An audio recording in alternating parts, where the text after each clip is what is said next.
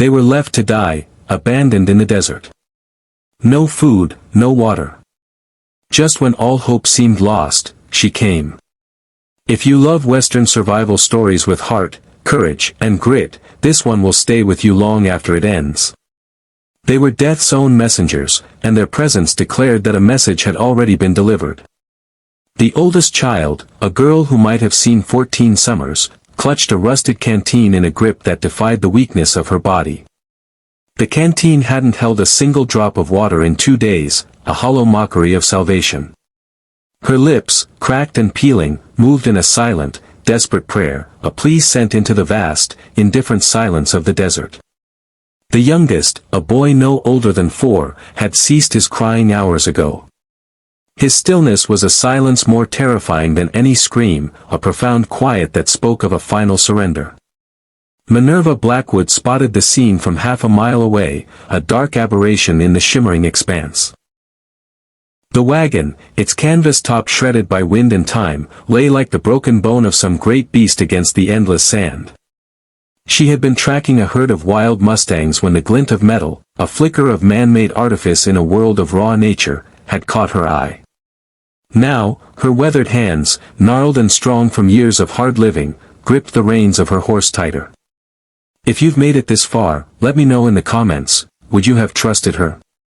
15 years of solitude on the jagged edge of nowhere had taught her a harsh lesson. Other people's problems were like quicksand, having a treacherous way of becoming your own grave. After losing her husband, Samuel, and their young son, Jacob, to an Apache raid 5 years back, a brutal memory seared into her soul. She had sworn off caring about anything with a heartbeat. She had built a fortress around her heart, stone by painful stone, and had retreated into a world where the only voices she heard were her own and the mournful howl of the wind through her ranch's broken shutters. Yet, here she was, nudging her horse forward, drawn by an invisible thread. Something about the scene, the profound stillness of it, pulled at a part of her she thought had died with her family. Perhaps it was the unsettling dance of the buzzards, landing and taking off as if even they were hesitant to claim their prize, unsure if the last flicker of life had been extinguished. She entertained the thought of turning her mare around, of riding back to the familiar solitude of her ranch, back to the life she had deliberately, painfully, constructed.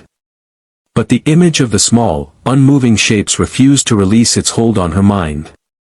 The closer she got, the clearer the horrifying picture became. This wasn't just a traveler's wagon.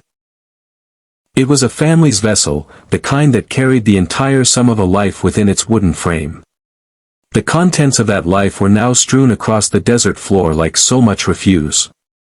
Clothes, once carefully folded, were scattered like tumbleweeds. A child's wooden horse, its paint faded by the sun, lay half buried in the sand, a poignant relic of a childhood cut short. And worst of all, the 6 shapes that hadn't moved since she first spotted them. They were the silent testament to a dream that had perished in the unforgiving heat. As Minerva's shadow fell across her, the oldest girl's eyes snapped open. They were startlingly blue against her sunburnt skin, and in their depths, Minerva saw a terrifying mixture of hope and terror that made her own stomach twist into a knot. The girl tried to speak, but her parched throat could only produce a hoarse whisper, a single word that sounded like, "Please." Behind her, 5 other children lay in various states of consciousness, their small bodies already displaying the brutal, unforgiving signs of exposure to the desert's wrath. Minerva dismounted, her boots sinking into the soft sand with a muffled thud. She had seen death before, more than her share of it. It was a constant companion in this land. But the sight of these children, so small and helpless, made her chest feel as if it were being crushed in a vice. The girl who had opened her eyes was clearly the leader, the sentinel of this small, dying flock. Her sun-bleached hair was matted with dust, and her face, though young, had aged years in a matter of days. She wore a torn blue dress that might have been pretty once, a faint echo of a gentler time. Her arm was wrapped protectively around a smaller child, a little girl who couldn't have been more than 6. Water. That was the first and most urgent need. But Minerva's canteen held only enough for maybe 2 of them, a cruel pittance in the face of such overwhelming need. In this blistering heat, sharing the meager supply was a gamble. It might save none of them, merely prolonging their suffering before the inevitable end. Her hand hovered over the canteen at her hip, her mind a whirlwind of frantic calculations. Her ranch was 8 miles to the east, a journey these children were in no condition to make. Leaving them here to fetch help was a risk she couldn't quantify. It meant gambling their lives against the speed of her horse, and she feared she would return to find only corpses, their silent accusations echoing in the wind.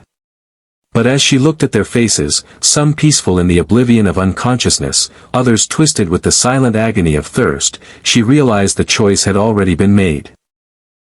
It wasn't a decision born of logic or strategy, but from a deeper, more primal place, a maternal instinct she had thought was buried forever with her own family.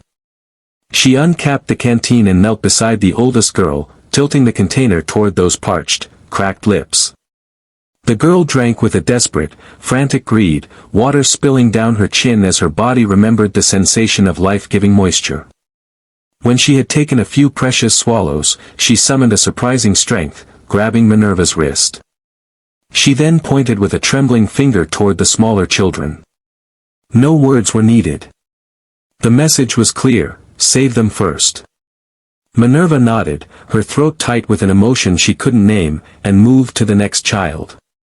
But as she did, a sound cut through the oppressive silence, a sound that made her blood freeze in her veins. Hoofbeats. Distant, but coming fast from the north. In this part of the territory, riders moving with that kind of urgency usually meant one of two things: outlaws running from the law, or something far worse, predators hunting for easy prey. They emerged from the heat shimmer like phantoms, 3 men on horseback, their faces obscured by dirty bandanas, their guns already drawn and held with a casual menace. Minerva's hand instinctively flew to the rifle sheathed on her horse, but she was caught in the worst possible position, kneeling beside the children, completely exposed, with nowhere to run and no time to prepare. The lead rider reined in his horse about 30 feet away, close enough for Minerva to see the cruel intelligence glinting in his eyes above the cloth that covered his mouth. His horse snorted and stamped its hoof, sensing the tension that crackled between the figures like lightning before a storm. The other 2 men fanned out to flank her, a practiced, tactical move that spoke of long experience in situations exactly like this one. Minerva slowly rose to her feet, keeping her hands visible but poised for action.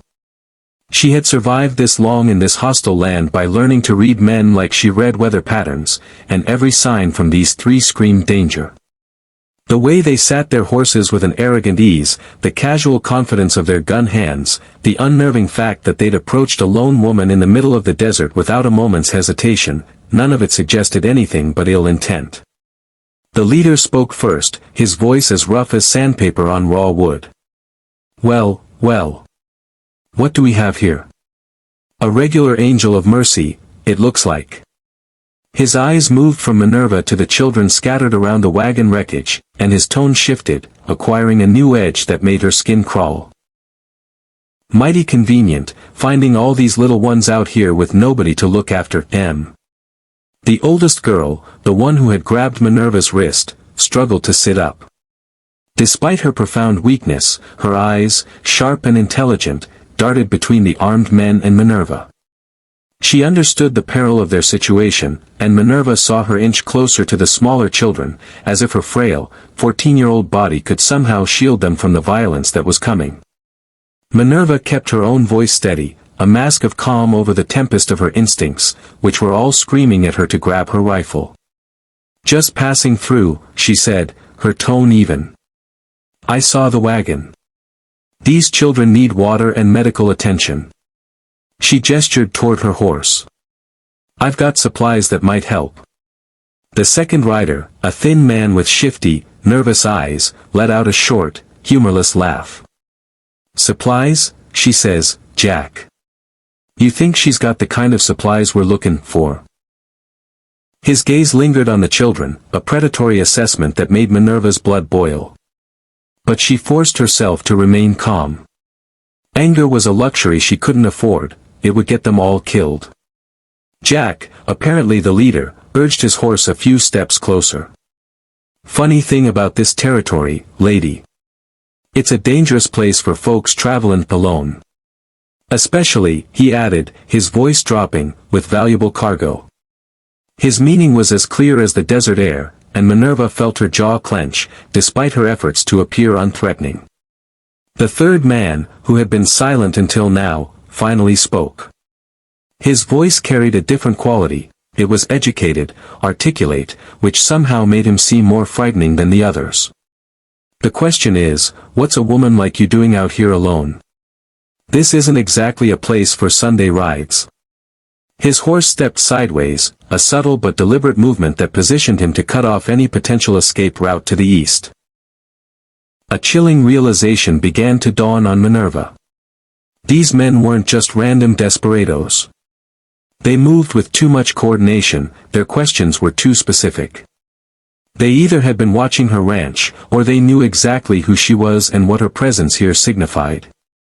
The thought that they might have been following her, waiting for an opportunity just like this one, made her stomach churn with a cold dread. The oldest girl made a small sound, a sound that was half cough, half plea. Please, she managed again, the single word barely audible but carrying the weight of 6 lives hanging precariously in the balance. Jack's attention shifted back to her, and his eyes narrowed with the kind of focus that a wolf reserves for a wounded lamb. But as the standoff stretched, the silence pulled tighter than a bowstring. Minerva heard something else cutting through the desert air. Another set of hoofbeats, coming fast, but from a different direction. The question that hung in the suffocating heat was whether salvation was riding toward them, or if their nightmare was about to get exponentially worse. The approaching rider wore the 5-pointed star of a territorial marshal, but instead of the wave of relief she should have felt, Minerva felt her blood turn to ice water. Marshal Cade Brennan had a reputation that stretched from Tucson to Santa Fe, a reputation not for justice, but for a brand of law enforcement that always came with a price tag. His presence here, in the middle of nowhere, was no coincidence. Jack and his men immediately shifted their positions, a subtle realignment of their formation, but they didn't holster their weapons. The fact that they weren't running from the law told Minerva everything she needed to know about who was truly in charge. Brennan pulled up his sweating horse, his gaze sweeping over the scene with the cold, detached calculation of a man counting money. "Gentlemen," Brennan said, tipping his hat in a gesture of mock courtesy.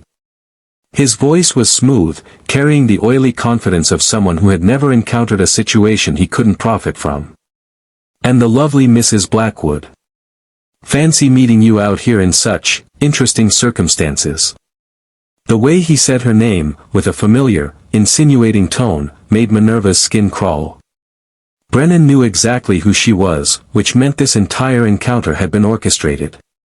Her isolated ranch, her well-known reputation for avoiding town and people, her tragic past that kept her vulnerable and alone, it all clicked into place with horrifying clarity. These children weren't just random victims of circumstance. They were bait. The oldest girl's breathing had become shallow and rapid. Minerva could see her struggling to stay conscious, to keep watch over her siblings even as her own body began to shut down from dehydration and exposure.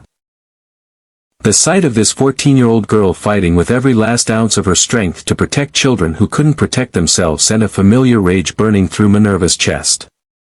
It was the same impotent fury she had felt 5 years ago, watching Apache warriors ride away from her burning home, leaving her a widow and a childless mother in a single, brutal afternoon. Brennan dismounted with a theatrical slowness, his spurs jingling in the profound desert silence. "You know, Mrs. Blackwood," he began, walking closer, "there's been some concern about your well-being. Living all alone out there. No family, no protection.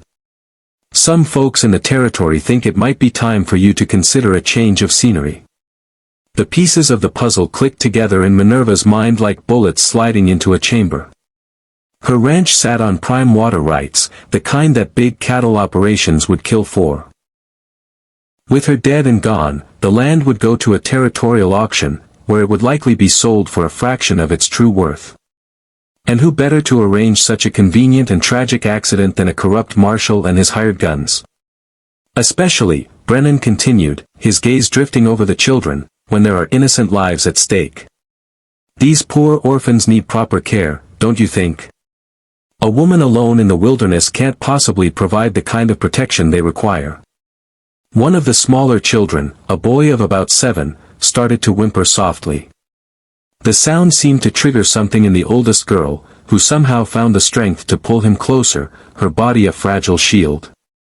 Her fierce protectiveness reminded Minerva so strongly of her own maternal instincts that it felt like a physical blow, a ghost pain from a phantom limb.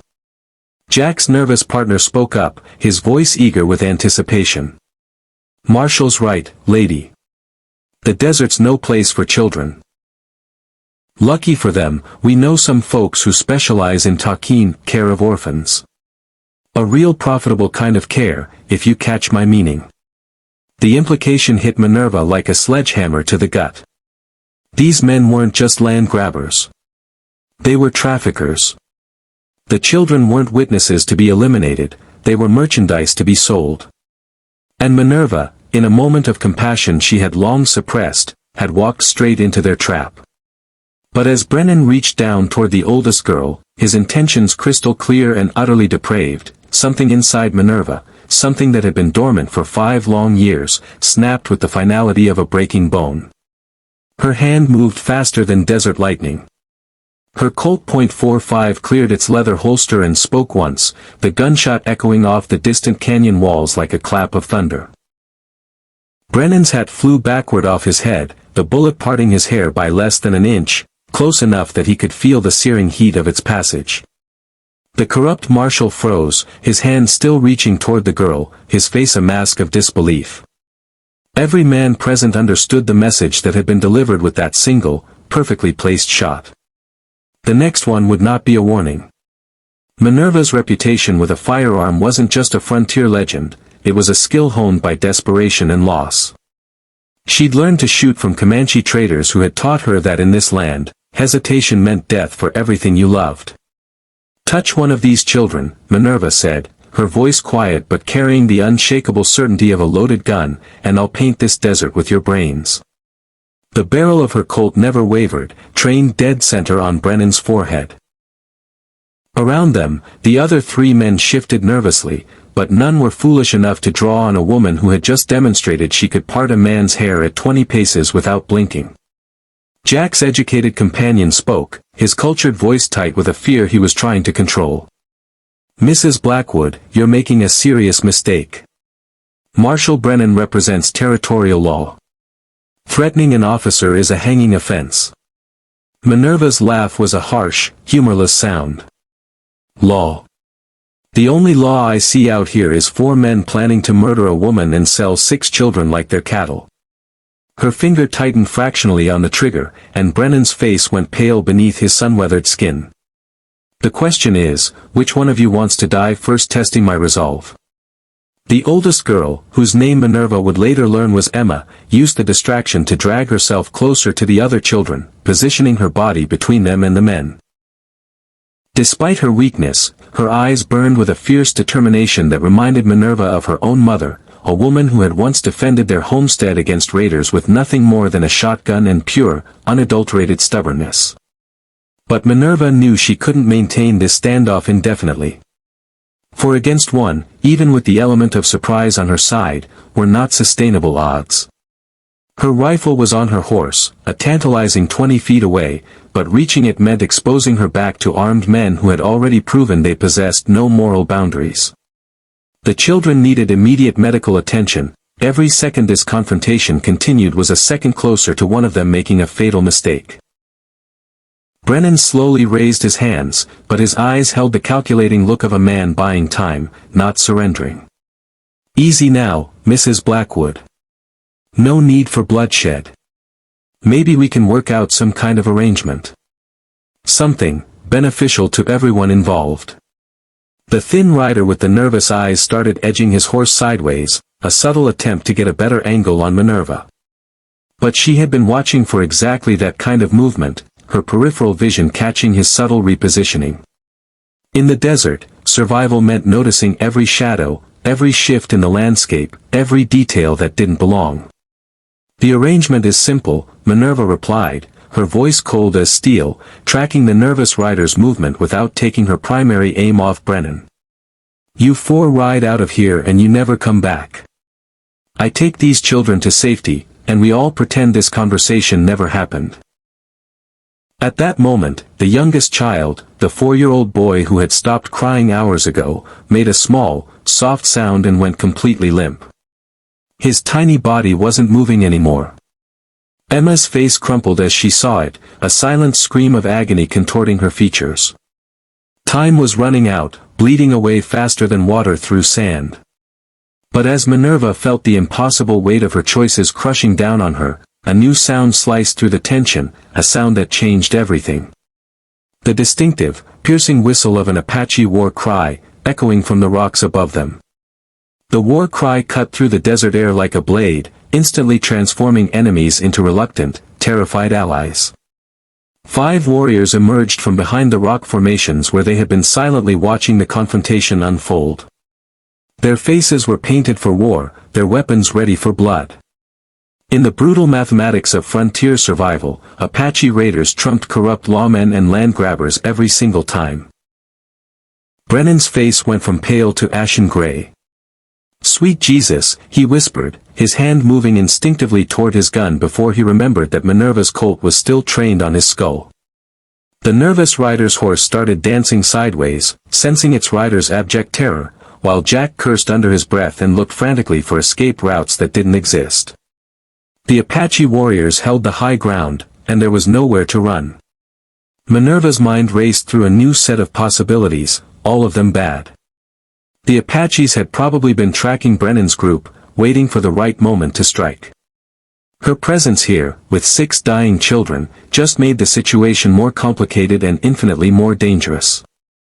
Apache warriors didn't typically take prisoners, especially not when they outnumbered their enemies and held such a clear tactical advantage. Emma, her voice a raw whisper of desperate urgency, somehow found enough strength to speak. "Please," she begged, looking directly at Minerva. "The little ones." In her eyes, Minerva saw an unshakable trust, a belief that she could make the right choice even as death approached from multiple directions. The weight of that trust felt heavier than a mountain. The lead Apache warrior, a man whose scarred chest told a story of many battles survived, raised his rifle and shouted something in his native tongue. His companions immediately spread out along the ridge, positioning themselves to create a killing field with no possible escape. These weren't young hotheads looking for glory, they were experienced fighters who understood exactly how to eliminate a threat with brutal efficiency. Brennan, in a pathetic attempt to project an authority he no longer possessed, shouted back, his voice shaking. "I'm a territorial marshal. Attacking me is an act of war against the United States government." The Apache warrior's response was a laugh that held no warmth whatsoever, followed by words in English that were perfectly, chillingly clear. "Your government means nothing in our land, Tin Star Man." The 4-year-old boy, who had gone limp moments before, suddenly gasped and started breathing again. But his tiny chest moved in shallow, irregular rhythms that suggested his body was fighting a losing battle. Emma pressed her ear to his chest, tears streaming down her sunburned cheeks as she listened to his heart struggle to keep beating. Minerva realized with a crystal clarity that all traditional options were gone. Running meant abandoning the children to certain death. Fighting meant a 5-way gun battle with innocent children caught in the crossfire. Surrendering meant trusting Apache warriors who had every reason to hate white settlers, especially considering what had happened to her own family 5 years ago. But as she watched Emma desperately trying to keep her little brother alive, something clicked in Minerva's memory. The lead Apache warrior's scars, the way he held his rifle, even the sound of his laugh, she had seen him before. Not in battle, but in a moment of unexpected, inexplicable mercy that had saved her life when her husband and son were killed. The warrior's eyes met hers across the deadly distance, and she saw the exact moment that recognition dawned in his dark gaze as well. His name was Nailish. 5 years ago, he had been the one to pull her from the burning wreckage of her home while the rest of his war party finished destroying everything she had ever loved. But instead of killing her, he had whispered something in Apache that she had never understood, touched the silver locket that hung around her neck, the locket that held a tiny picture of her son, Jacob, and had simply walked away, leaving her alive amidst the ruins of her life. Now, he stood 40 feet above them on the rocky ridge, his weathered face showing the same strange mixture of recognition and calculation that had saved her life once before. The other warriors looked to him for orders, their rifles trained on the group below like vultures waiting for a signal to feast. Nailish called out, his accented English carrying across the desert with undeniable authority. "Woman with dead son's memory." He gestured toward the locket that still hung around Minerva's neck, catching the sunlight like a signal mirror. "You should not be here with Tin Star men who steal children." Brennan tried to interject, his voice cracking with desperation. "These children are under territorial protection. I'm bringing them to the proper authorities." Nailish's contemptuous snort suggested he understood exactly what kind of protection a corrupt marshal offered to innocent children. Emma suddenly spoke up again, her voice weak but filled with a fierce determination. "My name is Emma. These are my brothers and sisters. Our parents died 3 days ago when our wagon broke down." She gestured toward the wreckage behind them. "This lady, she's the first person who tried to help us." Something in Emma's tone, the fierce protectiveness she exuded despite her own condition, seemed to resonate with Nailish.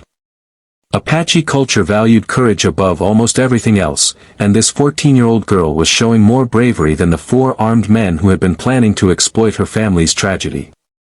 Jack's educated companion, however, made a fatal mistake. Apparently thinking the Apache's attention was focused elsewhere, he slowly began to reach for the gun at his hip. Nailish's rifle swung toward him with a fluid, deadly precision. His voice dropped to a whisper that somehow carried more menace than any shout. "Move that hand 1 more inch, book reader, and vultures will feast on your eyes tonight." The man's hand froze halfway to his holster, sweat beading on his forehead despite the fact that the sun was beginning its slow descent toward the western horizon. Time was running out in more ways than one. The children needed medical attention that none of them could provide in the middle of this hostile territory. Minerva made a decision that went against every survival instinct she had painstakingly developed over 15 years of solitary frontier living. She slowly, deliberately, holstered her Colt and raised both her hands, addressing Nailish directly. "These children will die without help.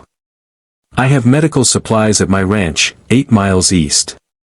Let me take them there." Nailish studied her face for a long, silent moment, his dark eyes seeming to look straight through her, into the battered fortress of her soul. When he finally spoke, his words carried the weight of ancient wisdom mixed with hard-earned pragmatism. "White woman who lost everything speaks truth.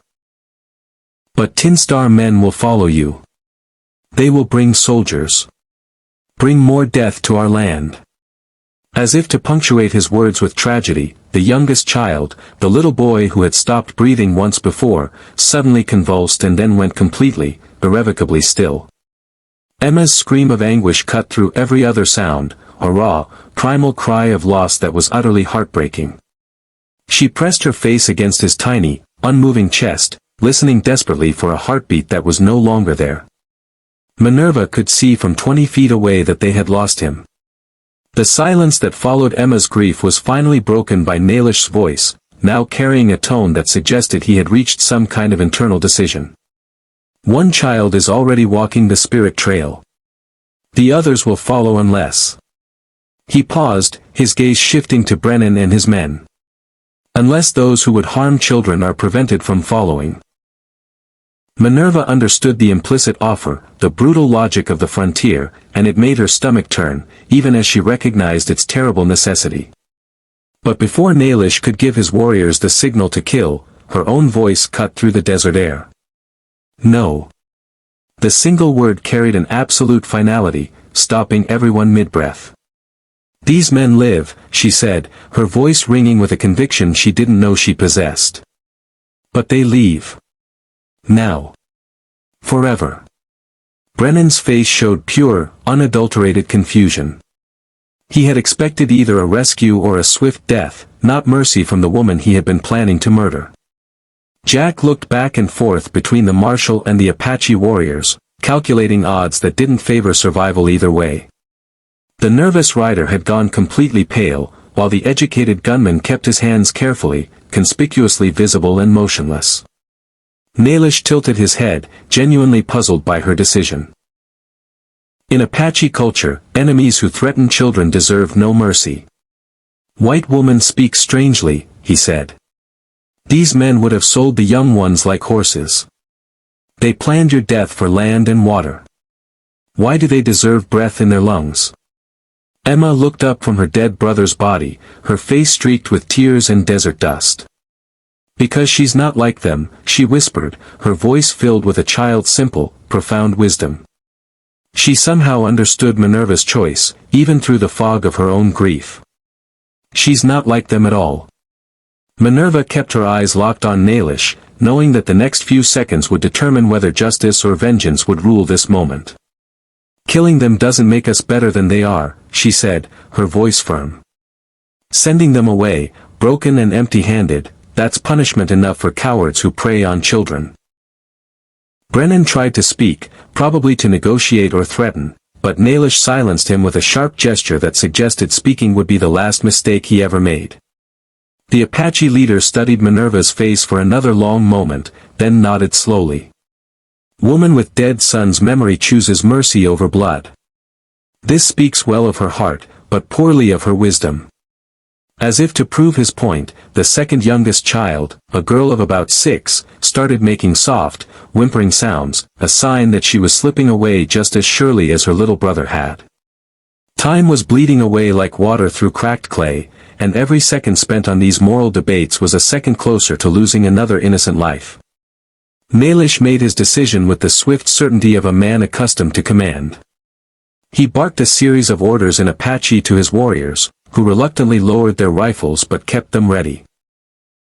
Then he switched back to English, addressing Brennan and his men with a contempt that could have melted steel. Tin Star Man and your dog followers. You have a choice. Ride north, toward Mexico, and never return to this territory. Or stay here and feed the ravens. Choose now, while the woman with mercy still protects your worthless lives.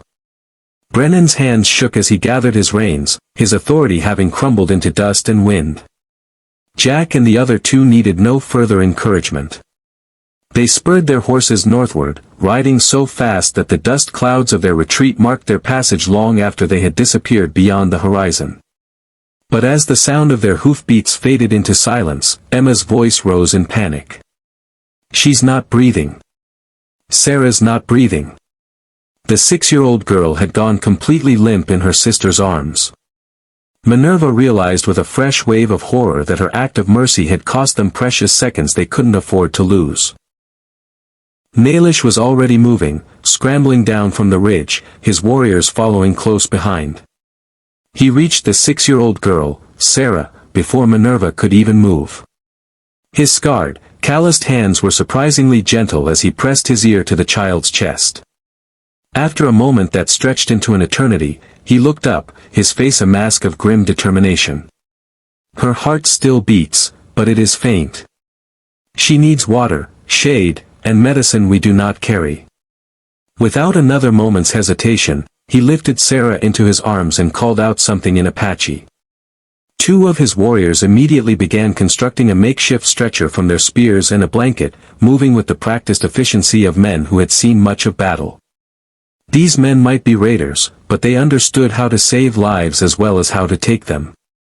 Minerva knelt beside Emma, quickly checking the remaining children while her mind raced through the logistics. My ranch has everything we need. Medical supplies, food, water, proper beds. But it's 8 miles through desert that will kill them in their current condition. Nailish studied the horizon, then made a decision that surprised everyone. Apache horses are strong. The warriors will carry the children. You will lead us to your healing place. He looked directly into Minerva's eyes, and in that moment, she saw something that transcended the decades of hatred between their peoples. Children's lives matter more than old wars. The next hour blurred together in a haze of controlled chaos. Nailish warriors worked with a startling gentleness, lifting each unconscious or semi-conscious child onto their horses, positioning them for maximum comfort during the brutal ride ahead. Emma, despite her own profound weakness and grief, insisted on staying awake, her eyes never leaving her siblings, her 14-year-old face showing a maturity that no child should ever have to possess. Minerva led the strange procession across terrain that could kill the unwary, her horse picking its way between rocks and saguaro cactus. Behind her, 5 Apache warriors carried 5 dying children with the care of protective fathers. The bitter irony wasn't lost on her. 5 years ago, Apache raiders had destroyed her family. Today, Apache warriors were helping her save one. By the time they reached Minerva's small, isolated ranch, the sun hung low on the western horizon, painting the sky in shades of crimson and violet that matched the blood she had been so desperate to prevent from being spilled. Her modest adobe house looked impossibly small to shelter so many people, but Nailish warriors immediately set to work, transforming her front room into a makeshift medical station with quiet, disciplined efficiency. Sarah was the worst of the survivors, unconscious and burning with a fever that spoke of serious dehydration. But as Minerva worked, applying cool cloths and carefully administering drops of water mixed with medicinal herbs, with Emma holding her sister's hand and Nailish translating Minerva's instructions to his warriors, something unexpected happened. The little girl's eyes fluttered open. They focused on Emma's face, and she whispered a single, life-affirming word, "Sister." It took 3 more hours, working by the flickering lamplight as the desert night settled around them, but gradually, one by one, each child stabilized. Color returned to their pale faces, their breathing became regular and deep, and most importantly, the desperate fear that had marked their near-death experience was slowly replaced by a fragile sense of hope. Emma was the last to allow herself to rest, finally collapsing into a deep sleep only when she was convinced that all of her remaining siblings would survive the night. As Minerva gently tucked a blanket around the exhausted teenager, she felt something she hadn't experienced in 5 long, empty years, the fierce, protective love of a mother watching over her children. Nailish approached her quietly, his warriors already preparing to leave, melting back into the landscape from which they came. "Woman with dead son's memory," he said softly, his voice a low rumble in the quiet room. "You have new children now. Guard them well." He paused at the door, looking back at her one final time. "The old debts are finished," he said. "A new friendship begins here." As the Apache warriors disappeared into the vast, star-dusted night, Minerva stood in the doorway, watching over the 6 sleeping children who had, in the space of a single, terrible day, become her responsibility, her family, her chance at a redemption she never knew she was seeking. Tomorrow would bring a host of new challenges. Legal questions about custody, the practical need to expand her small home, and the complex, delicate task of healing hearts that had been broken as surely as their bodies. But tonight, in the soft, gentle sound of children breathing, children who would now live to see another sunrise, she heard something that had been missing from her life for far too long. In the quiet of the lonely desert, she heard hope. "Would you have made the same choice the widow made? I bring forgotten frontier stories to life, true, fictional, and everything in between. If you love Western legends, survival tales, and raw human emotion, subscribe for a new episode each week."